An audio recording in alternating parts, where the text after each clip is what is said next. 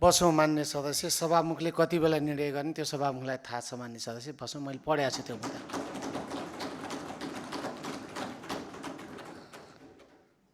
मान्य सदस्यहरू, अब म मान्य स्वास्थ्य तथा खाद्य स्वच्छता मन्त्री निशा मेहतालाई छलफलमा उठेका प्रश्नहरूको जवाफ दिन अनुमति दिन्छु।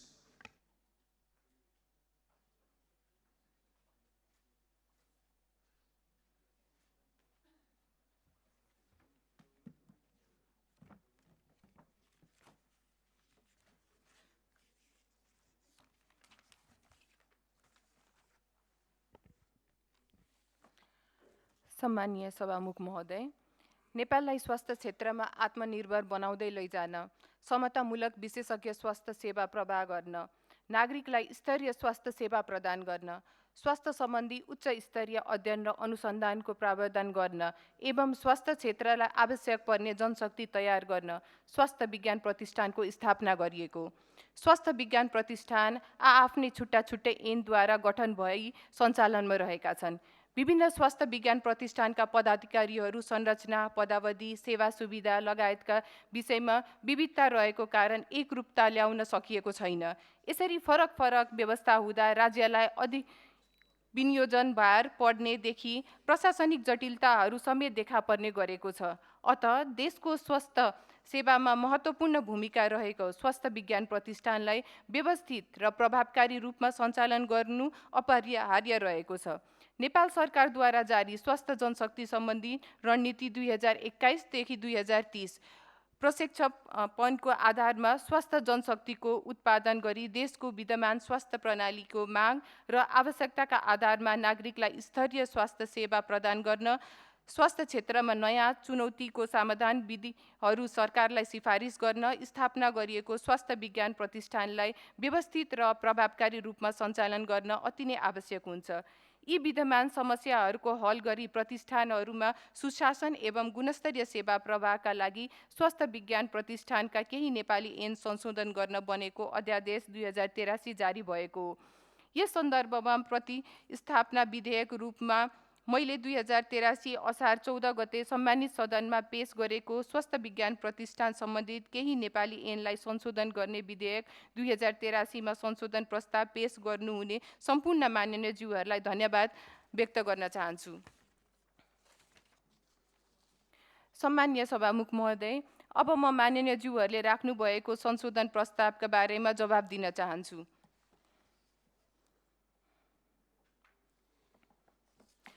सर्वप्रथम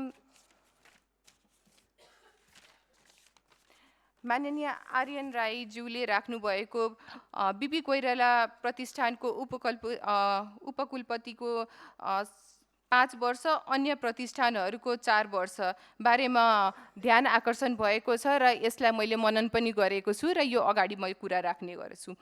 साथै उहाँले अनुगमनको बारेमा पनि कुरा उठाउनु भएको थियो। माननीयज्यूलाई मैले ध्यान आकर्षण गराउन चाहन्छु कि हामी विगत 2 हप्तादेखि कन्टिन्यू अनुगमनमा लागि परेका छौँ।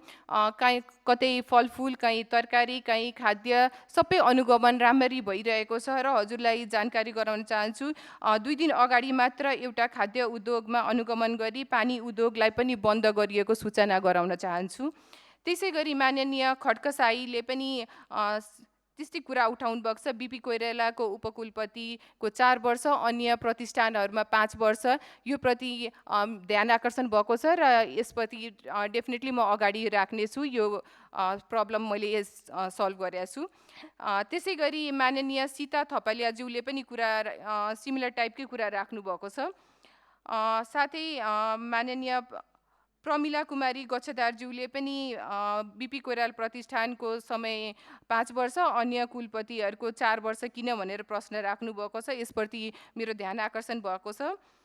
त्यसै गरी माननीय कमल सुवेदीज्यूले पनि राख्नु भएको छ राप्ती प्रतिष्ठान प्रति उहाँको विशेष ध्यान आकर्षण, मेरो विशेष ध्यान आकर्षण भएको छ। उहाँले राख्नु भएको कुरा राप्ती विज्ञान प्रतिष्ठानहरूमा जनशक्तिको कमी, त्यसै गरी पूर्वाधार र उपकरणहरूको व्यवस्थापन प्रोपर नभएको यसप्रति ध्यान आकर्षण भएको छ र यसैप्रति हामीले बजेट पनि छुट्याएका छौँ र त्यो हामी पक्कै पनि प्रतिष्ठानको कसरी मोर इक्विप्ड गर्न सकिन्छ, यसलाई कसरी मोर सोफिस्टिकेटेड गर्न सकिन्छ भनेर हामीले गर्ने नै छौँ। त्यसै गरी माननीय कृपाराम राणाज्यूले पनि अध्यादेश जारी गर्नुपर्ने कारण उहाँले सोध्नु भएको छ। यसबारेमा हामीले पहिले पनि छलफल गरिसकेका छौँ, त्यसका लागि त्यही भएर मैले फेरि कुरा राख्न चाहिनँ। त्यसै गरी माननीय विदुषी राणाज्यूले पनि कुरा राख्नुभएको छ, उहाँले समर्थन पनि गर्नुभएको छ, त्यसका लागि धन्यवाद पनि दिन चाहन्छु। र उहाँले नसर्ने रोगको बढ्दो प्रकोपको बारेमा विशेष ध्यान आकर्षण गराउनु भएको छ। यसको लागि हाम्रो स्वास्थ्य मन्त्रालयमा काम भइरहेको छ र साथै विभिन्न विभागहरू छ, त्यसले पनि यसबारेमा चाहिँ विशेष ध्यान दिएर चाहिँ कामहरू अगाडि बढाएको छ। त्यसै गरी माननीय साजिदा खातुन सिद्दिकीज्यूले पनि कुरा राख्नुभएको छ। उहाँले राख्नुभएको कुराहरू सबै मेरो ध्यान आकर्षण भएको छ र सरकारले 100 बुन्दे जुन अगाडि बढाउनु भएको छ त्यसमा उहाँले राख्नुभएको जति पनि कुराहरू छ विशेष त्यसमा समावेश भएको छ। त्यसै गरी माननीय परशुराम तामाङज्यूले पनि कुरा राख्नुभएको छ। उहाँले स्वास्थ्य सेवा सुलभ बनाउने विषयमा कुरा राख्नुभएको छ। माननीयज्यूलाई मैले जानकारी गराउन चाहन्छु, हाम्रो सरकार तर्फबाट नि हाम्रो अस्पतालहरूको विशेष गरी 10% बेडहरू चाहिँ विपन्न वर्गहरूको लागि छुट गर्ने, त्यसमा चाहिँ ओपिडी सर्भिसदेखि लिएर त्यसमा पर्ने जति पनि इन्भेस्टिगेसन हुन्छ, सर्जरी हुन्छ, सबै छुट भनेर कुरा राखिएको छ। त्यसले यो प्रब्लम पक्कै पनि इस्यु हुन्छ जस्तो मलाई लाग्छ। त्यसै गरी माननीय झबिलाल डुम्रेज्यूले पनि संस्थागत पारदर्शिता र प्रभावकारितामा जोड दिने बारेमा कुरा उठाउनु भएको छ। यसबारेमा पक्कै पनि मन्त्रालयको र सरकारको ध्यान आकर्षण भएको छ। त्यसै गरी हाम्रो अग्रज अभिभावक माननीय गुरुप्रसाद बरालज्यूले पनि कुरा उठाउनु भएको प्रति सरकारको ध्यान आकर्षण भएको छ। माननीयज्यूलाई भन्न चाहे, एउटै विधेयक मार्फत संशोधन अगाडि बढाए तापनि हरेक प्रतिष्ठानको छुट्टा छुट्टै ऐनद्वारा निर्देशित रहनेछ। त्यसैले बिपिकेएचएसको र कर्णाली एकाडेमीको सेम हुँदैन। हजुरले भन्नुभएको कुरा सायद मैले एड्रेस गरेँ जस्तो मलाई लाग्छ।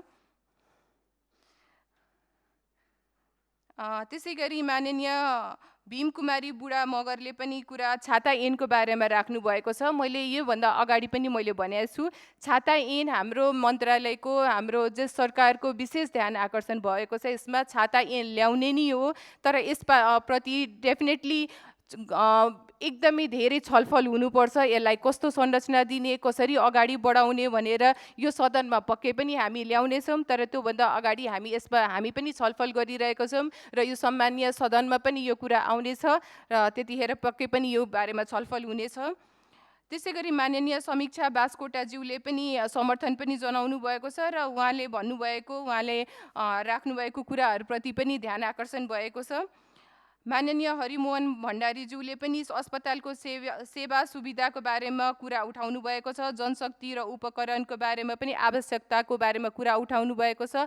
मन्त्रालयको विशेष ध्यान भएको छ, यसमा आकर्षण भएको छ र कुन अस्पतालमा कुन उपकरण पठाउने हामी यसको बारेमा म्यापिङ गर्दैछौँ। विशेष गरी हाम्रो ध्यान चाहिँ आफ्नो जिल्ला अस्पतालहरूलाई, देशभरि नै भएको 77 जिल्लाकै जिल्ला अस्पतालहरूलाई चाहिँ विशेष वेल इक्विप्ड बनाउने, के उपकरण चाहिन्छ त्यसलाई म्यापिङ गरेर पठाउने र जनशक्ति चाहिँ कहाँ कुन डक्टर्स अलरेडी छ र कुन डक्टर्सहरू छैन, त्यो चाहिँ विशेष गरी स्कलरसिपका डक्टरहरूलाई पठाउने हामी चाहिँ प्लानिङ गरिरहेको छौँ। माननीय एन बहादुर महरा माननीयज्यूले पनि कुरा सुगम सुधारका बारेमा कुरा उठाउनु भएको छ। त्यो मैले कुरा अगाडि राखिसकेँ जस्तो मलाई लाग्छ। त्यसै गरी माननीय गणेश कार्कीज्यूले समर्थन जनाउनु भएको छ, त्यसको लागि पनि विशेष धन्यवाद दिन चाहन्छु। त्यसै गरी माननीय रमेश कुमार सापकोटाज्यूले पनि नेतृत्वको सफलताको बारेमा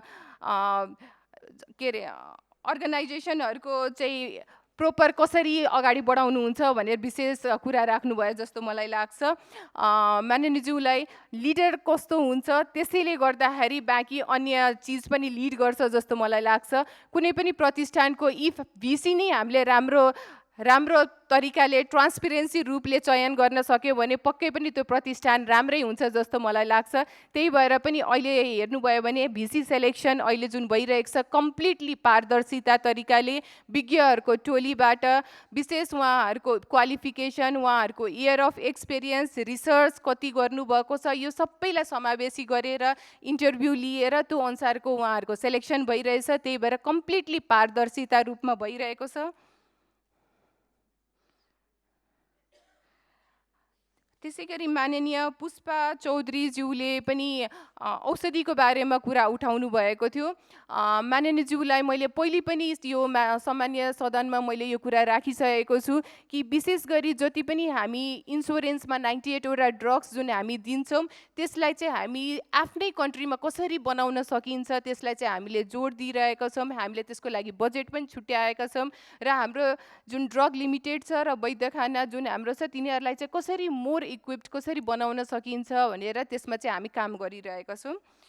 त्यसै गरी माननीय पारसमणि गेलालज्यूले पनि कुरा उठाउनु भएको थियो। उहाँले चाहिँ योभन्दा अगाडि हाम्रो सामान्य पिएमज्यूले सरकार त्यसको लागि हो इफ कसैसँग पैसा छैन भने उसको लागि पनि हाम्रो सरकार हो भन्ने कुरा राख्नुभएको थियो।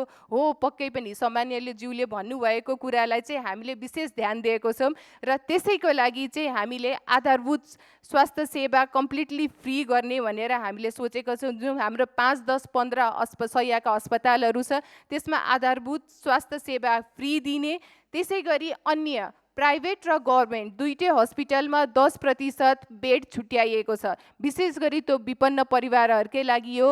कुनै पनि विपन्न परिवारका मान्छेहरूले पैसा नभएकै भरमा मर्नु नपरोस् त्यसलाई चाहिँ विशेष ध्यान दिएर सामान्यज्यूको 10% बेड चाहिँ कम्प्लिटली स्ट्रिक्टली लागू हुनुपर्छ। हरेक प्रदेश होस् या स्थानीय होस् हरेक हस्पिटलमा लागू हुन्छ भनेर त्यसको लागि चाहिँ हामीलाई गृहमन्त्रीज्यूले पनि एकदमै हेल्प गर्नुभएको छ। त्यसैले म यहाँबाट पनि उहाँलाई चाहिँ धन्यवाद दिन चाहन्छु। त्यसै गरी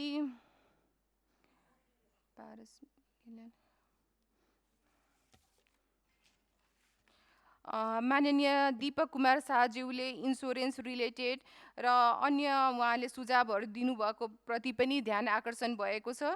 र अन्तमा माननीय तोसीमा कार्कीज्यूले छाता ऐनको बारेमा कुरा उठाउनु भएको छ। मैले फेरि पनि भनिसकेँ, छाता ऐन सरकारको एकदमै प्राथमिकता हो। हामी पक्कै पनि यसलाई ल्याउन चाहिँ एकदमै हामीले पनि चाहेको हो र त्योभन्दा अगाडि चाहिँ माननीयज्यूहरूसँग पनि छलफल गर्ने र सामान्य सदनमा पनि यसलाई चाहिँ बृहत रूपमा छलफल गरेर मात्र हामी ल्याउनेछौँ भनेर हामीले सोच राखेका छौँ।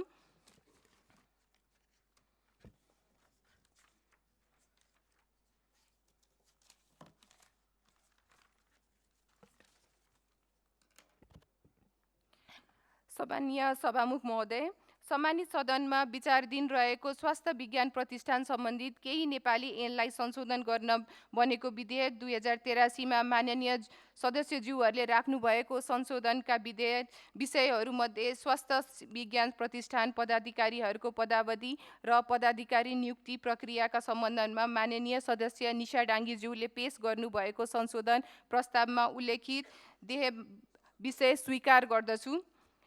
विधेयकको दफा 2 बीपी कोइराला स्वास्थ्य विज्ञान प्रतिष्ठान ऐन 2049 मा दफा 11 ख को उपदफा 3 मा 5 वर्षको सट्टा 4 वर्षको राख्नुपर्ने स्वीकार गरेका छ।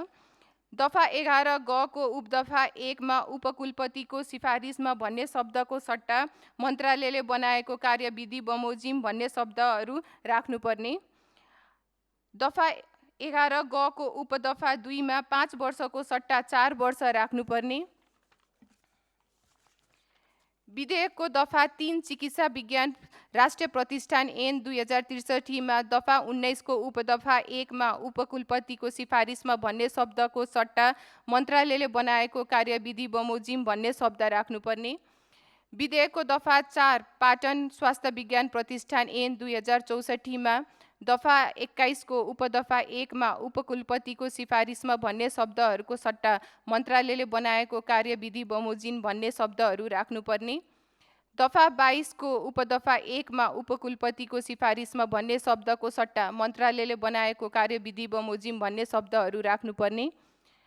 दफा 23 को उपदफा 1 मा उपकुलपतिले भन्ने शब्दको सट्टा मन्त्रालयले बनाएको कार्यविधि बमोजिम सहकुलपतिले भन्ने शब्दहरू राख्नुपर्ने। दफा 24 को उपदफा 1 मा उपकुलपतिले भन्ने शब्दको सट्टा मन्त्रालयले बनाएको कार्यविधि बमोजिम सहकुलपतिले भन्ने शब्द राख्नुपर्ने।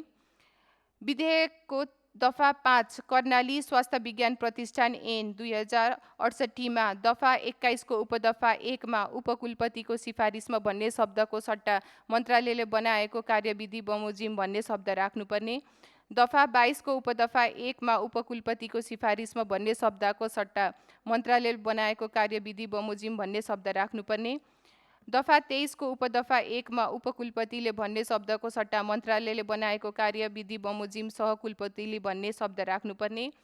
दफा 24 को उपदफा 1 मा उपकुलपतिले रजिस्ट्रारको सिफारिसमा भन्ने शब्दको सट्टा मन्त्रालयले बनाएको कार्यविधि बमोजिम सहकुलपतिले भन्ने शब्द राख्नुपर्ने। 5 विधेयकको दफा 6 राप्ती स्वास्थ्य विज्ञान प्रतिष्ठान ऐन 2074 मा दफा 20 को उपदफा 1 मा उपकुलपतिको सिफारिसमा भन्ने शब्दहरूको सट्टा मन्त्रालयले बनाएको कार्यविधि बमोजिम भन्ने शब्दहरू राख्नुपर्ने। दफा 21 को उपदफा 1 मा उपकुलपतिको सिफारिसमा भन्ने शब्दको सट्टा मन्त्रालयले बनाएको कार्यविधि बमोजिम भन्ने शब्दहरू राख्नुपर्ने। दफा 22 को उपदफा 1 मा उपकुलपतिले भन्ने शब्दको सट्टा मन्त्रालयले बनाएको कार्यविधि बमोजिम सहकुलपतिले भन्न शब्द राख्नुपर्ने। दफा 23 को उपदफा 1 मा उपकुलपतिले रजिस्ट्रारको सिफारिसमा भन्ने शब्दको सट्टा मन्त्रालयले बनाएको कार्यविधि बमोजिम सहकुलपतिले भन्ने शब्द राख्नुपर्ने।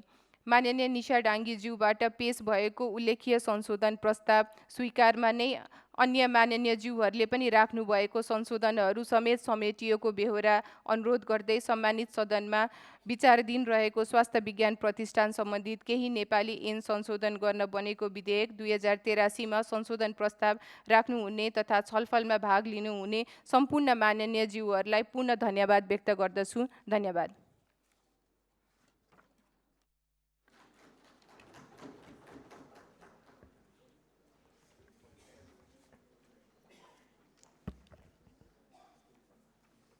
मान्य सदस्यहरू, आजै मान्य सदस्य तोसीमा कार्कीले आफूले सम्बोधन गर्ने क्रममा बोल्नुभएको शब्दप्रति मान्य सदस्य रमेश मल्लले नियमापत्ति गर्नुभएको कुरा मेरो ध्यान आकर्षण भएको छ र यस विषयमा के भएको हो भन्ने विषय छानबिन गर्नको लागि सचिवालयलाई आदेश गर्दछु।